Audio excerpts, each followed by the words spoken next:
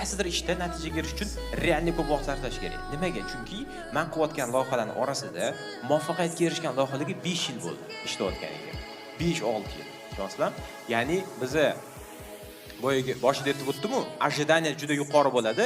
O'ylaymiz 1 yildan keyin biznesimiz foydaga kiradi va zo'r bo'ladi. Unaqa bo'lmasligi mumkin va biza bu sohaga yetarlicha vaqt sarflashimiz kerak. Ya'ni biza 1 yildan keyin zo'r bo'ladi deb kutishimiz kerak emas, balki biza muvaffaqiyatga erishmasligimiz mumkin. Lekin biza tayyormiz shu sohada ishlash kerak. Tushunasizlar? Hafsalasi tez pir bo'lyapti. Ya'ni motivatsiya tez ketyapti. Shunaqa bo'lmasligi uchun birinchi, demak, xato bu ожидание yuqoriligi va bunga maslahat ожидание sal pastroq qo'yish kerak. Hayotga ro'zoviy ochkisiz qarash kerak. Bu degani qiyinchiliklar borligi va o'sha qiyinchiliklarga uchrashingiz mumkinligi yoki undan tashqari aytaylik o'sha boyagi biznes boshlasanglar, u plyus kirmasligi mumkin.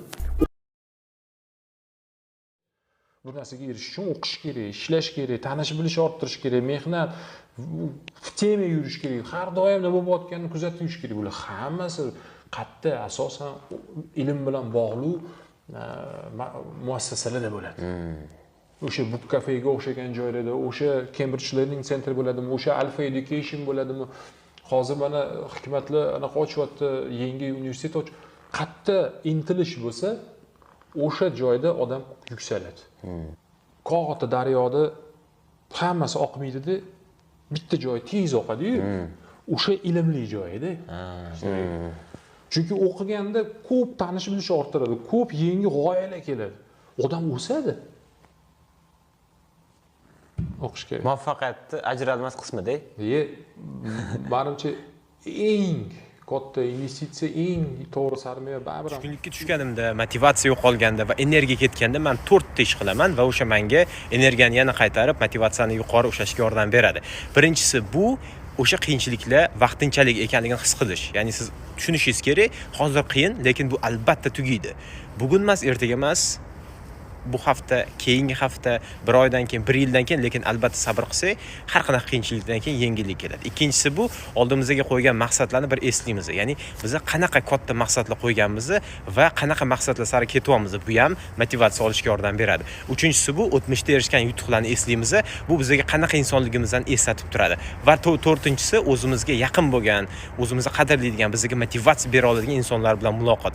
Aynan mana shu 4 ta narsa menga juda ham ko'p holatda tushkunlikka tushsam chiqishga, motivatsiya yo'q bo'lsa motivatsiyani qayta olishga yordam beradi. Sabr qilib, harakat qilib chiqsa bo'ladi shu vaziyatda. Faqatgina o'sha inson noshukrlik qilish kerak emas. Nimaga misol uchun, nimaga menda shunaqa vaziyat deyish bu noto'g'ri-da.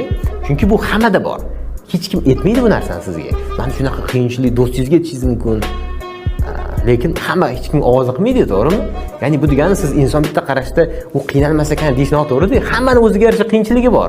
Hamma ham aytmaydi. Endi shu sizdagi qiyinchilik sizda bor, o'shanaqa payt sabr qilib chiroyli chiqish kerak deb o'ylayman-da. Chunki sizdanda qiyinroq odamlar bor-da. Sog'lomsiz, oyoq qo'lingiz ishlab turibdi. Shukr qilishimiz kerak-da.